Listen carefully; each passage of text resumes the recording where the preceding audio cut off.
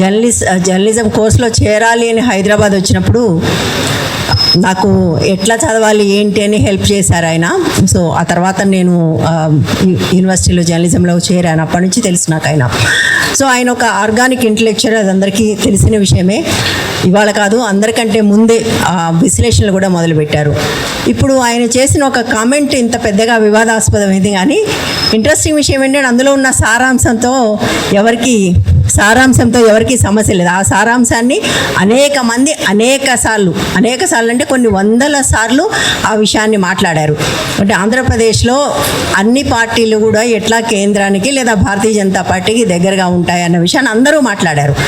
అటువంటి ఒక క్యాజువల్గా దాదాపు అందరూ యాక్సెప్ట్ చేసే ఒక దాన్ని ఆయన ఒక క్యాజువల్గా మాట్లాడినందుకు ఆయన మీద ఇంత స్థాయిలో దాడి చేశారు. నాకేమనిపిస్తుంది అంటే, ఇంతకుముందు మేడం చెప్పినట్టుగా ఆంధ్రప్రదేశ్ ప్రతిసారి ఏదో ఒక వివాదం కోసం చూస్తుంది. అంటే ఏదో ఒక వివాదం, ఒకదాని తర్వాత ఒకటి అక్కడ జరుగుతున్న అరెస్టులు అవన్నీ చూస్తుంటే కూడా ఎప్పటికీ ఒక వివాదం, ఒక అరెస్టు, దాని మీద కొంతకాలం, ఇవే తప్ప హామీలేంటి, అక్కడ ఏం జరుగుతుంది, రాజకీయ పార్టీలు ఏం చేస్తున్నాయి, వీటి గురించి ఎవరు మాట్లాడలేని ఒక కండిషన్ అక్కడ వాళ్ళు డెవలప్ చేశారు.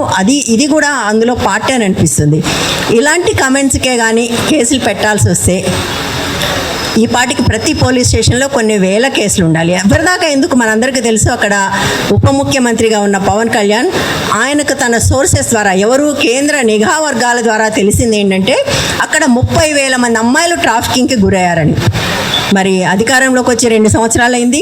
మరి ఆ సమాచారం మీద ఇప్పటి వరకు కూడా ఏమీ చర్య కూడా తీసుకోలేదు.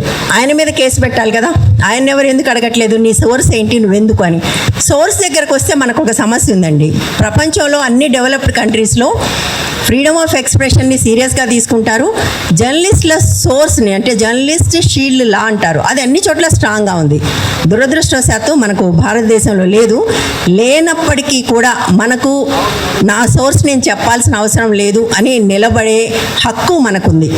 అయితే అట్లా తప్పనిసరిగా బయట పెట్టాలని, పెట్టకపోతే జైలుకి పంపిస్తామని కోర్టులు ఇక్కడ అంటున్నాయి, which is very very unfortunate అనుకోండి. బట్ కానీ అలాంటి ఒక లా కూడా మనం రావాలని గట్టిగా ఫైట్ చేయాలి. ఎందుకంటే ఇలాంటివి ఇంకా పెరుగుతాయి. ఉప ముఖ్యమంత్రి స్థాయిలో ఉన్నవాడు సోర్స్ చెప్పాల్సిన పని లేదు, జర్నలిస్ట్ మాత్రం సోర్స్ చెప్పాలి అనే ఇటువంటి ఒక డిమాండ్ రావడం అనేది చాలా తప్పు. మనం ఈ సందర్భంగా అది కూడా మాట్లాడాలి. జర్నలిస్ట్ షీల్డ్ లాస్ రావాలి. కనీసం తెలంగాణలో మనం అటువంటి ఒక లా తీసుకురావాలని మనం అందరం డిమాండ్ చేద్దాం. మన పేరుకే ఆంధ్ర మీడియా అంటున్నాం, కానీ అదంతా కూడా మనకు తెలంగాణ నుంచే పనిచేస్తుంది, హైదరాబాద్ నుంచే పనిచేస్తుంది. ఈ మొత్తం విషయాన్ని ఆంధ్ర తెలంగాణను చూడటం కూడా కరెక్ట్ కాదని నేను అనుకుంటున్నాను. ఎందుకంటే most of the Andhra media ఇక్కడ నుంచే పనిచేస్తుంది. ఆంధ్ర పాలకులు కూడా ఇక్కడే ఉంటారు. ఇంకా విచిత్రంగా వాళ్ళ ఆధార్ కార్డులు కూడా ఇక్కడే ఉంటాయి.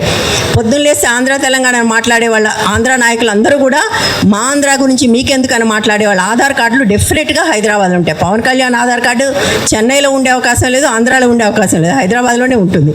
మోస్ట్లీ చంద్రబాబు గారిది కూడా ఇక్కడే ఉండే అవకాశం ఉంటుంది.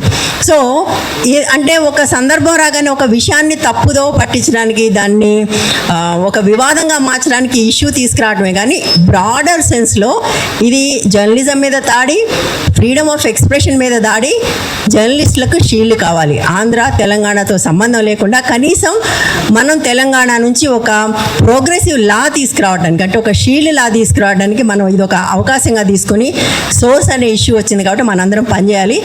నేను నా సంఘీభావాన్ని మా సార్కి తెలియజేస్తున్నాను. Thank you.